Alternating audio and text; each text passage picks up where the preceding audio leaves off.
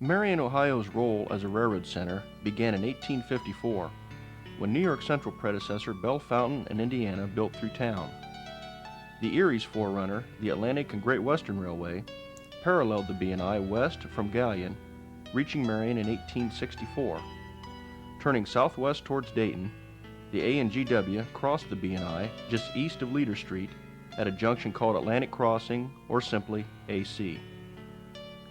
This arrangement continued until 1874, when two nearly simultaneous events combined to shape the west end of Marion for the next 100 years.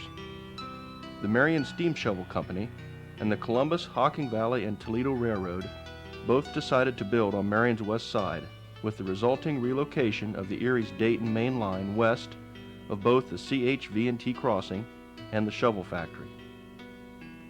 The last railroad to reach Marion was the Pennsylvania Railroad predecessor Columbus, Sandusky, and Hocking in 1898. The entry of the CS&H brought to a head the need for a Union station serving all four lines. The confusion caused by train stopping at four separate depots, combined with congestion and delays at the unsignaled crossings, called for joint action. This cause was championed by the editor of the Marion Star, Warren G. Harding, who later became the 29th President of the United States. Marion Union Station opened in August 1902, a joint project of the Chesapeake and Ohio, Erie, and New York Central Railroads. The Pennsylvania Railroad maintained a separate depot until ceasing passenger operations during the Depression. Built in conjunction with Union Station, AC Tower controlled the signals protecting the crossings of the four roads and marked the west end of the Erie, New York Central joint track between Marion and Galion. Seldom do four major railroads cross at one point, and we are fortunate that Marion native Joe Slonser was there to record these vignettes of the Erie Lackawanna in the 1960s.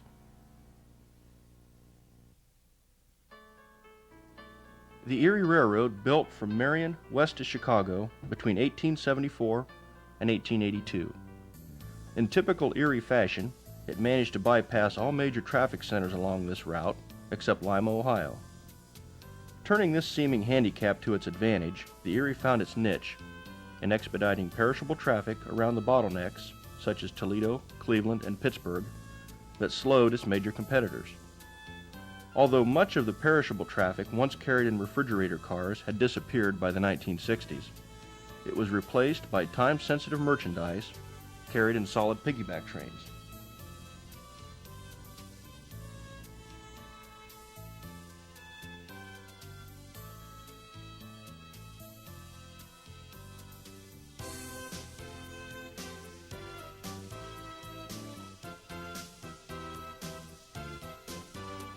A favorite location to photograph Erie Lackawanna action was the Riley Road overpass, 14 miles west of Marion.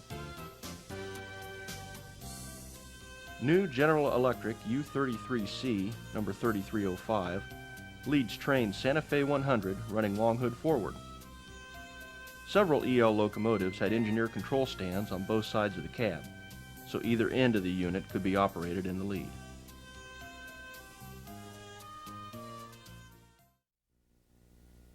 EL passenger business looks brisk as number 5, the Lake Cities, approaches the depot. The 15-minute station stop allowed for crew changes, engine servicing, adding or subtracting cars from the train, and time for the embarking passengers to get settled. The Windy City was 5 hours and 270 miles distant.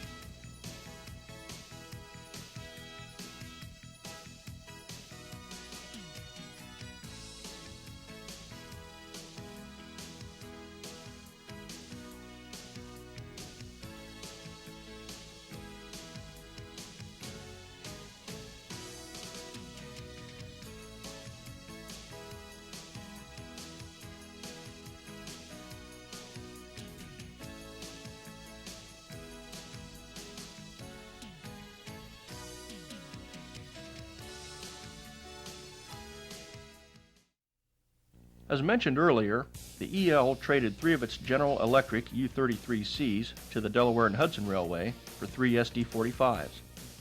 The trade suited both roads, as the SDs were orphans on the D&H, which already had several General Electric models already on its roster.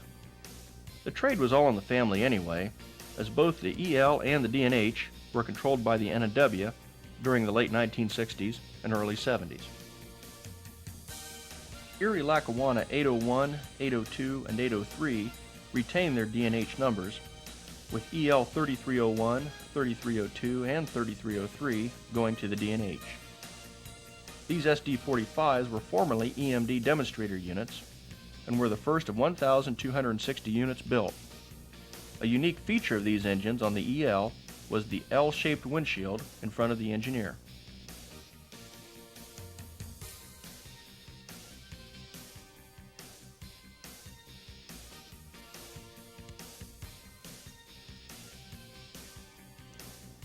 East of Galleon, the 802 starts over the Big Fill on the eastbound main. At this point, the westbound main in the foreground was the original right-of-way. The eastbound main was later built on a trestle to lessen the grade and then filled in.